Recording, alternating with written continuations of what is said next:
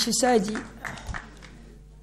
Madame la Présidente, Monsieur le Vice-président, votre délibération vient dans cet hémicycle réhabiliter un sujet, un enjeu majeur, la sécurité, avec lequel la majorité sortante, il faut le dire, n'était pas à l'aise. C'était en effet un objet de discorde entre les composantes de l'exécutif régional. La solution trouvée était donc de s'en occuper le moins possible. La sécurité doit être réinterrogée, rediscutée, et donc prise en charge avec force, détermination et responsabilité. Votre délibération, Madame la Présidente, pose à juste titre la question du rôle et de la place de l'institution régionale. Très ambitieuse, elle affiche une intention, une volonté d'impliquer pleinement notre collectivité dans les politiques qui permettent de répondre à ce besoin légitime de sécurité. Vous avez donc parfaitement raison, Madame la Présidente, d'agir ainsi. La région a compétence ou intervient dans de nombreux domaines tels que les lycées, les centres de formation et d'apprentissage, les transports, et à ce titre, elle doit assumer ses responsabilités en matière de sécurité. Par ailleurs, les acteurs qui agissent ou qui interviennent aujourd'hui pour assurer notre protection ou notre sécurité sont de plus en plus nombreux. Ce que l'on constate, c'est que la sécurité est devenue l'affaire de tous, y compris des citoyens. L'action, l'intervention de la région est donc légitime, elle est nécessaire. Votre volontarisme affiché dans cette délibération était également un moyen de sommer le gouvernement, non seulement d'agir, mais de prendre de bonnes décisions, des mesures efficaces. Car nos concitoyens s'interrogent.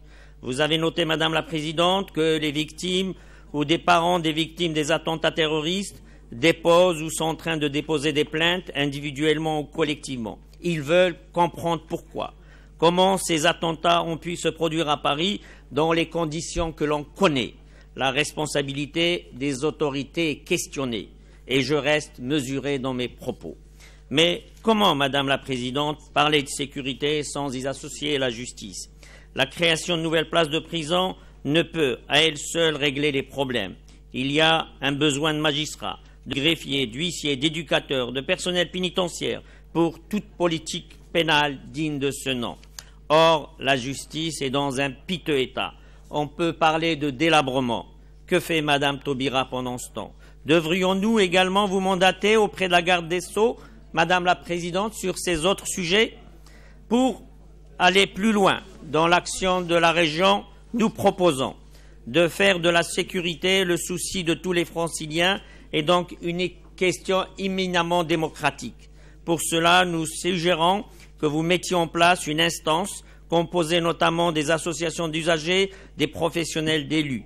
Une instance qui se réunit 2 à 3 fois par an pour une analyse de l'évolution de la situation sécuritaire, les avancées sur la mise en œuvre d'un plan pour la sécurité des Franciliens, un partage des expériences et recueillir les avis et propositions des partenaires. Nous proposons que l'on n'oublie pas l'accompagnement et le soutien aux victimes et que donc il faut que nous annoncions que nous agirons avec les acteurs compétents sur ces sujets. Nous proposons que particulièrement une réflexion soit conduite pour imaginer les moyens d'améliorer la sécurité des femmes et des personnes âgées. Ce sont des citoyens plus fragiles ou ciblés par les délinquants. Nous demandons que les financements de la région au titre de la politique de la ville et du logement soient orientés vers le soutien à la prévention situationnelle dans les projets d'aménagement, aux actions des bailleurs sociaux visant à prévenir, à dissuader au quotidien les actes délictueux ou les sentiments d'insécurité.